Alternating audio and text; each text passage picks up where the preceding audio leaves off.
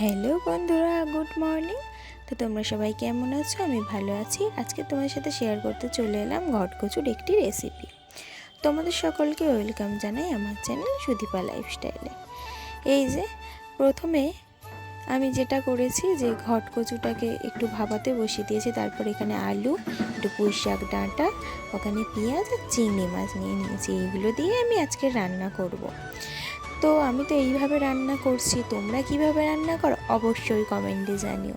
আমি এই রান্নাটা শিখেছি আমার মায়ের কাছ থেকে। আমি আগে কোনো দিন করিনি, প্রথমবার করছি। তো ওখানে কচুটা ভাপানো হয়ে যেতে এই যে ছেঁকে নিয়েছি, দেখতে পাচ্ছ। তারপর কড়াইতে তেল দিয়ে দিয়েছি, সাদা তেল দিয়েছি। তার মধ্যে চিংড়ি মাছগুলো দিয়ে দিচ্ছি। চিংড়ি মাছগুলো আগে ভেজে নিতে হবে, তাই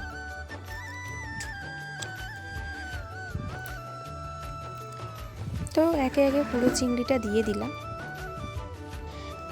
ভাজার জন্য। তো ভেজে নেওয়া যাক। এই যে চিংড়িটা দেখো ভাজা ভাজা হয়ে গিয়েছে, তুলে নিয়েছি। তো কড়াইতে তেলটা চিংড়ি ভেজেছি তো তেলটা কমে গিয়েছিল, তাই একটু তেল দিয়ে তার মধ্যে শুকনো লঙ্কা আর 5 ফোঁটন দিয়ে দিয়েছি। মা যেইভাবে বলেছিল আমি সেইভাবেই করছি আর কি। তো অনেক রেসিপি হয়, তো আমি এইটা করছি। তোমরা আমাকে কমেন্টে জানিও আর কি রেসিপি হতে পারে, আমিও আরেকবার চেষ্টা করে দেখব। তারপর এই যে কড়াইতে আলুগুলো দিয়ে দিলাম। আলুগুলোকে এবার ভালোভাবে ভেজে নেব লাল লাল করে। তো এখানে আলুগুলো প্রায় ভাজা হয়ে এসছে।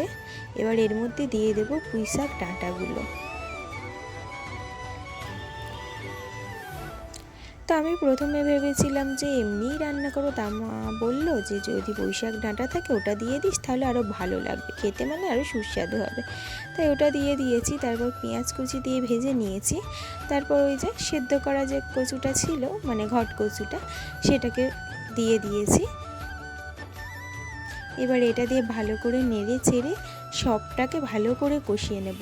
তারপর ভাজা চিংড়ি মাছগুলোও দিয়ে দিলাম, দিয়ে ভালোভাবে কষাবো যাতে টেস্টটা খুব সুন্দর হয়। আর তোমরা কে কে এই রান্নাটা খেতে পছন্দ করো অবশ্যই কমেন্টে জানিও।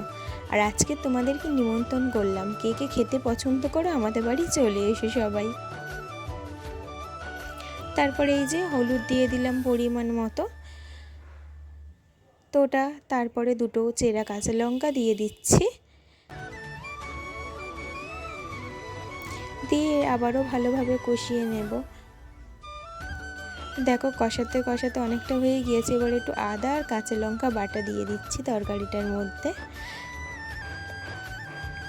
তারপর এই যে কষানো হয়ে যেতে জল দিয়ে দিলাম, পরিমাণ মতো, অল্প তো দিতে লাগবে, তোমরা সবাই জানো। যেহেতু কচুটা ভাবানো, বেশি দিতে লাগবে না, অল্প সামান্যই জল দিচ্ছি আর কি, নইলে বেশি হয়ে যাবে।